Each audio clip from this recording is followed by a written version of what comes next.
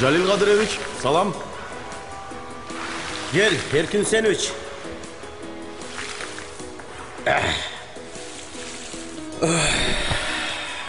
Chaqirtgan ekansiz.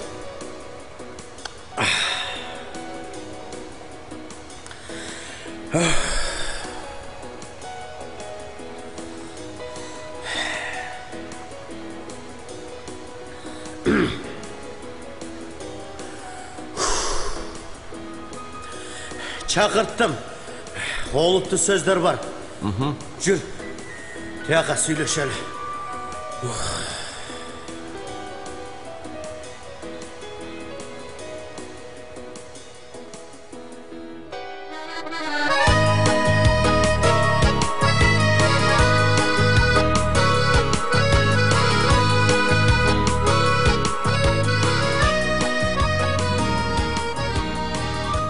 Erkin Senovich, 77. telekanaldan Çuvaktın çuğsunda içeri dağdırı bütmeye geledi. Başka direktör Anvar Davlet Üçnüsü'nün dağı camatı Tımbay arzın жазып geledi. Ejede kalsa son kuvaktarda telekanaldan reytinge düşe turgan жерine düşüp ketti. Oşonduktan urmatlı жаңы президентimiz meni çakırıp Anvardın orduna mıқты kandidaturanın rezümesini suradı. Ha men seni sunuştadım. Жаке, мага өзүмдүн эле телеканалым жетиштүү болчу. Жада калса кызматкерлерим менен көнүшүп, жакшы иш алып баратам. Чындыгында коллективди дароо эле таштап кетүү туура эмес болуп калат го. Эркин, мындай сунуш, мындай ишеним дайым эле боло бербейт. Темирди сыгында соктойт. Сен болсо мыкты менеджерсиң. Теленин дагы азбыкасын, иш тартибин мыкты билесиң. Бул жер кандай экенин дагы жакшы билесиң. А биздин жаңы президентибизге сендей мыкты, ийгиликтүү менеджер керек. Өзүң дагы элде озаланып калгансың. Мына чоң мүмкүнчүлүк. Элиң үчүн кызматыңды жаса. Мейли, менин бул кызматка макул болгондугум телеканалды оңдоо үчүн гана барам. Негизи мамлекеттик телеканалды оңдосо болот. Ички интригаларын дагы түздөсө болот. Ошондуктан мен президентке кирип чыктым да. Сенин кандидатураңды жактырышты. 77-ci мамлекеттик телеканалдын башкы директорлук кызматына дайындалгандыгың боюнча буйругу мына.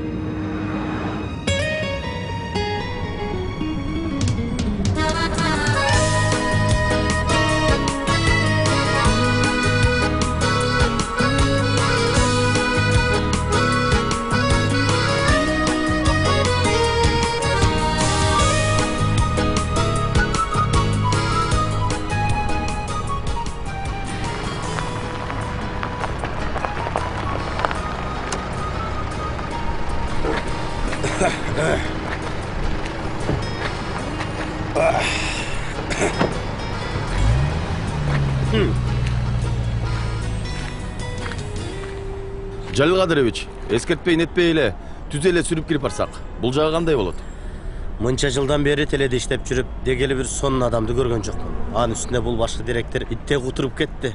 Мунун өпкөсүн жулсаң да газдык кылат. Жүр кеттик.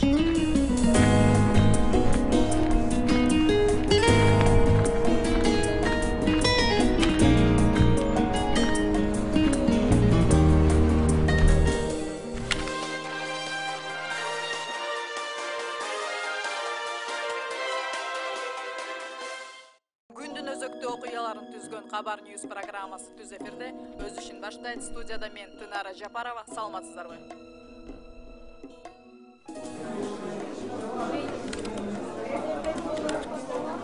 Эркин, эфирде мени менен макулдашып тур. Макул болуптур. Бирок эки тарап толук дегендей, эки тарапты бирдей берем. Ага башыңды оорутпачы. Аны мен өзүм көзөмөлгө алып турам. Отур. Саламатсыздарбы? Өзүндөбү? Ооба, өзүмдө.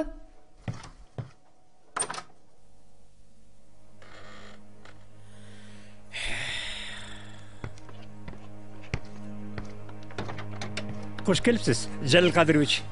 Кош келдик, Анвар Давлетович. Çay, кофе. Чай пайыңызды коюңуз. Секретаршаңызга айтып, жааматты чогултуңуз. Мен бул жерге жаңы баш директор алып келдим. Айгерде сыр болбаса кимде? Ал Эркин Үсенович.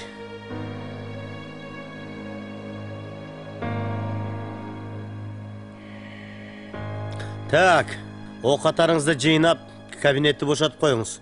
Биз сизди жыйындар залынан күтөбүз.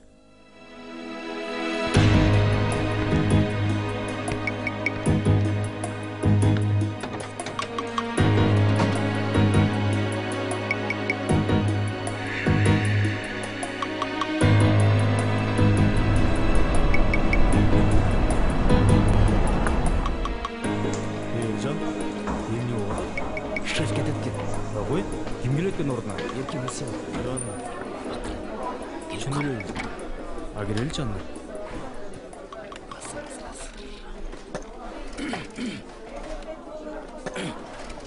Assalamu алейкум, мен урматтуу подписчиктерим, досторум. Азыркы учурда мен 77 конференц залынан түз эфирге чыгып жатам.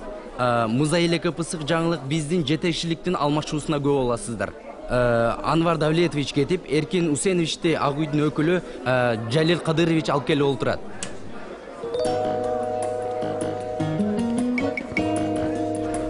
Азыркы учурда өздөрү да кирип келип калышты. Алда деген кандай кызыктар болот, баарын алда гана көрө аласыздар. Мен каналыман алыстабаңыздар.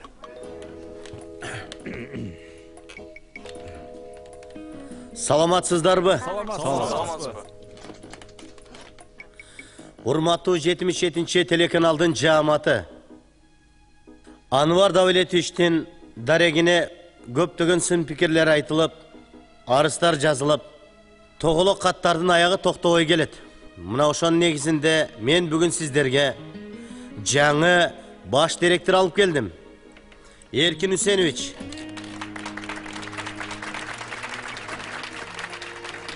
Буйруса, мен ойлойм, бири-бириңиздерди туура түшүнүп, мына ушул 77 телеканалдын жүзүн мындан дагы бийик, жогорку деңгээлге чыгарышыңыздарга мен ишенем. Андыктан Эркин Үсенович, мен сизди жумуш ордуңуз менен куттуктайм. Рахмат.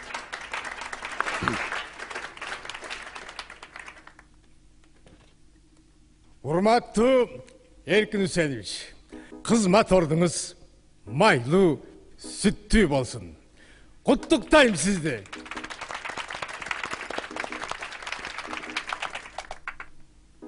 Жалил Кадырович, сиз бизге биздин телеканалды космоско алып чыга турган менеджердин алып келдиңиз. Рахмат сизге.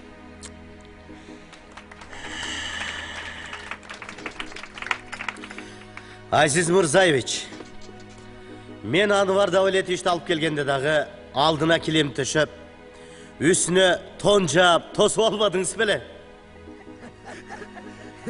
Эме Жалил Кадырович, жаңылбас жақ, мүдірілбес тұяқ болбайды дейді. Бұл Анвар деген, бұл деген біздің каналдың, біздің елдің, президентіміздің işin ақтай албады. Ошондуктан кетіш керек. Турабы, кетіш керек.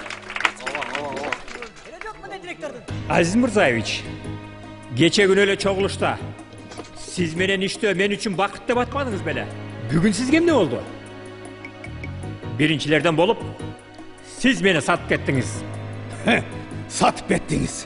Жыгылган күрөшкө тайбайт болбой, ордуңузду мыкты менеджерге, Эркин Үсеновичтей космоско алып чыга турган жигиттерге бошот бериңиз. Качанга чейин ушинтип отура беребиз. Жаңыланыш керек, туурабы? Туура! Келиңиз, сүйлөңүз. Журналист Батмас Султанова. Урматтуу тың чыкма уулдар, өзүңүздөр эле күпүлдөй бербей аял затына да бериңиздер. Азыр бизде демократия, аялдардын үнү унутта калбасын. Эсиңиздерге салып коюуга уруксат этиңиздер. Эми биздин мамлекеттик телеканал бай тарыхы бар канал. Бул чындык. Кемчиликтер бар. Иш бар жерде кемчиликтер болбой койбойт. Иштебеген гана адам адашпайт дейт. Туурабы кесиптештер? Баса, айта кетчү нерсе, жана белгилеп айткандай, каналыбыздын бай тарыхы бар. Ошол тарыхты жасаган инсандар бар. Керек болсо, бүт өмүрүн ушул каналга арнаган адамдар бар. Менин сиздин кулаагыңызга күмүш сырга иретинде айтарым. Ошол адамдардын айткан кеп кеңештерин, сунуш пикирлерин эске алып койсоңуз. Эмне дейбиз? Колдойбуз? Колдойбуз. Рахмат, рахмат. Азиз Мурзаевич, Батма Султанова. Анда сиздердин уруксатыңыздар менен мен сөздү Эркин Үсеновичке берейин. Урматтуу кесиптештер, бул дайындоо мен үчүн күтүүсүздөн болду. Мамлекеттик телеканалга көз салып жүргөн адам катары мен телен кухнясын 5 колдой билем. Бул мамлекеттик канал болгондуктан биринчи иретте биз эл үчүн иштешибиз керек. Акыркы сурамчылоолор боюнча 77-чи мамлекеттик каналдын рейтинги аябай төмөн түшүп кетти. Андыктан кескин реформаларга барам. Өзүңүздөр жакшы билесиздер. Теленин жүзү бул жаңылыктар маалымат программасы. Жаңылыктардын мазмунун, тартылуусун, берүүсүн өзгөртөм. Оперативдүү маалыматтарды ачык айткан жеткизип, телени эл аралык стандартка өткөрөм. Демек, мен жаңылыктардын жүзүн өзгөртүүдө жаңы алып баруучуларды кошом. Урматтуу кесиптештер, жаңы сунуштар, жаңы телепроекттер болсо кабыл алам. Биздин мамлекеттик канал идеяларга бай болуш керек. Продюсер Асель Мамытова. Урматтуу Эркин Үсенович, сиздин келгениңизге абдан кубанычтабыз. Продюсер катары айта кетчү нерсе, биздин программада ыр-десте, ак серке, шайыр жеңелер көрсөтүүлөрү популярдуу болгондуктан көрүүчүлөрүбүз чыдамсыздык менен эфирден күтүп көрүшөт. Шайыр жеңелердин рейтинги жогору болгондуктан аймактардан да барып тартып жүрөбүз. Ошондой эле биздин канал Кырчын жайлоосундагы эл аралык фольклордук фестивалды түз алып көрсөтүп жатты. Ошондуктан сизден сураныч, ушул программаларга өзгөчө көңүл бөлүп койсоңуз. Урматтуу продюсер айым, сиздин сунушуңуз боюнча айтсам, элдик фольклор фестивалын түз көрсөтүүнү колдойм. Мындай иш-чараларды улантабыз. Ал эми сиз айткан 3 программа боюнча айтсам, алар биздин бала чагыбыздан бери эфирге чыгып жүргөн программаларда. Азыр алар канчалык актуалдуу? Мындай программаларды көпчүлүк эл көрөт дегени суроо туудурат. Ушул программаларды кайра жандандыруунун кажети барбы? Же атайын иликтөө болгонбу? Шайыр жеңелер боюнча айтсам, бардык массалык маалымат каражаттарына ушул программага тартылуу үчүн акча төлөшөт деген кабар чыгып кеткенден кийин коомчулукта ар түрдүү пикирлер жаралды да. Ошондуктан, урматтуу продюсер айым, мен сизден заманбап, заманга шайкеш жаңы программаларды күтөм.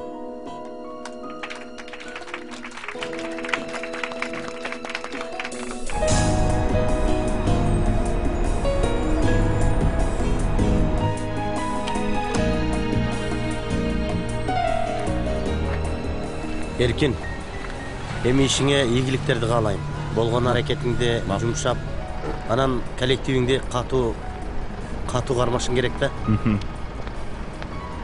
Жали Кадырович, көрүшкөнчө саламатта болуңуз. Ден соолукта бол. Рахмат, Жаке. Баса. Эми анча-мынча жанагы соло кыздардан кайрып тур макулбу? Мейли, ийгилик болсун.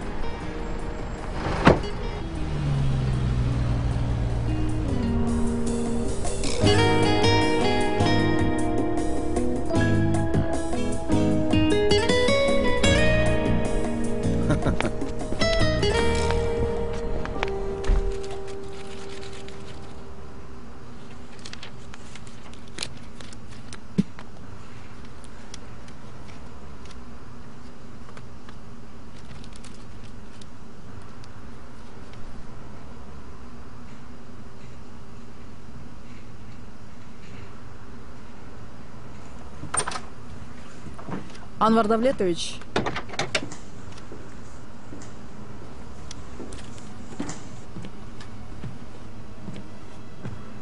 Тынара. Эмнеге чакырдыңыз эле? Айта бериңиз. Мурун сен мага өзүң шаш челең шайтандап калтырсың. Эмне болду сага, жүрөгүм? Мындан кийин мен сиздин жүрөгүңүз эмесмин. Эми мага чалбаңыз, чакыртпаңыз, Сураныч. Азыр зарыл жумуштарым бар эле. Капа болбоңуз.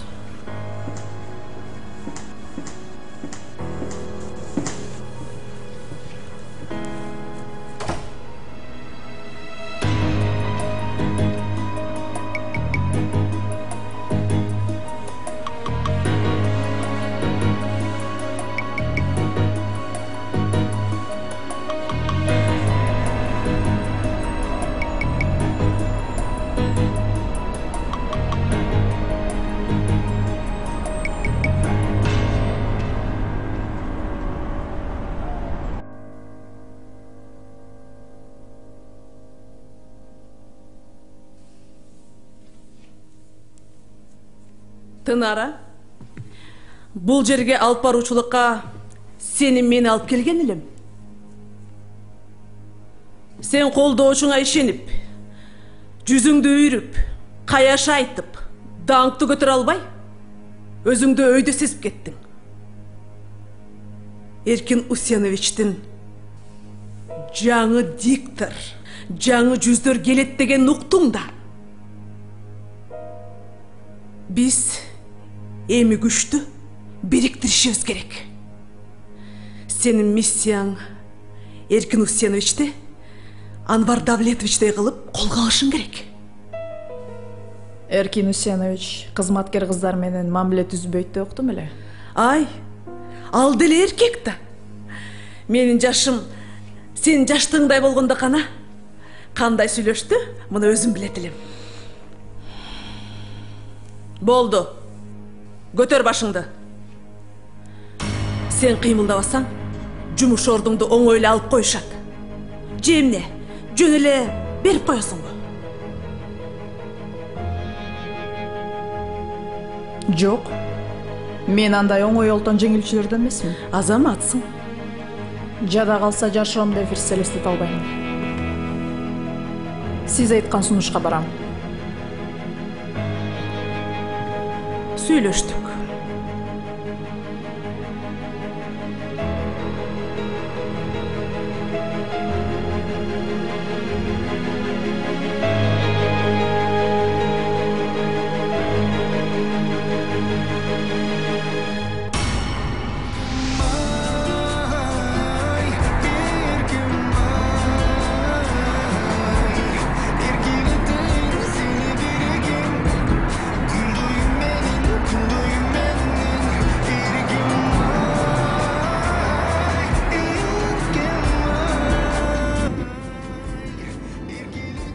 ушул ырды канча алсаң да тажабайсың, Айтпа, эмнеге тургусам эс алам.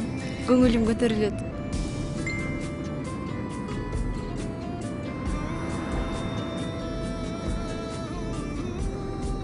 Жан, бизге да ийгиликтүү күндөр келди окшойт. Кандайча? Менин көп жылдан бери даярдап жүргөн Арслан шоу оюнзоок программамды жаңы жетекчим эфирге чыгаргыла деп сахнаны жасалгылоого уруксат бериптир. Вау, Абир, куттуктайм. Рахмат. Эми жылдыз болуп кетип, күйөрмандарың көбөйүп, мени карабай кетпейсиңби? Койчу жаным, сен мени билесиң да, менин жүрөгүм бир гана сен дейт. Ошондуктан мындай нерселерди токтот. Абир, сен жакшы адамсың. Карачы, мынтип ишиң да оңунан чыгыптыр. Мен болсо таптакыр эле телевиденияга баргым келбей калды. Кайда барсаң баягы эле көрүнүш. Бүт жерде интрига, буттосуу, жасакерлик, жетекчиликке жакпай калсаң да, кесипкөй болсоң да, эфирге чыгарбай бушайман кылуу. Мен 1,5 жылдан бери Анвар Давлетович бир дагы проектимди колдогон жок. Карап да койгон жок. Жаңы жетекчибиз жаңыча иштейт экен. Ошондуктан кел ошого барып көрөбүз. Менимче ал сени жумушка алат. 77-геби? Ооба. Эмнеге ишенеримди деле билбей калдым.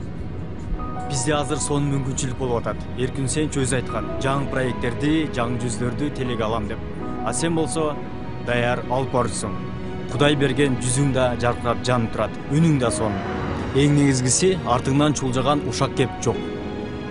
Ошондуктан мен ишенем, сен 77-нин 100 болосуң. Барып көрөйүнбү? Ооба да, мен ошону айтып атам. Сен кабатыр албачы. Кудай буйрса, жакында сен дагы жаңылыктарда иштеп каласың. Сөзүңө шекер. Айтканың келсин. Буйрса.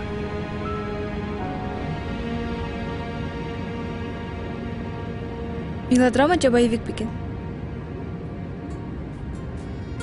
Билбейм, аз барганда көрөбүз да. Кеттик анда киного.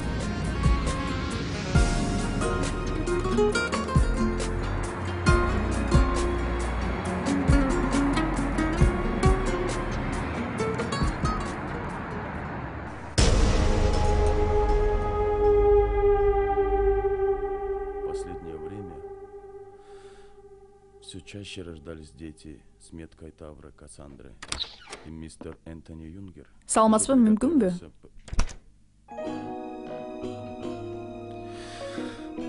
Саламатчылык мүмкүн. Сиз кайсы авторлордун чыгармаларын жакшы көрөсүз?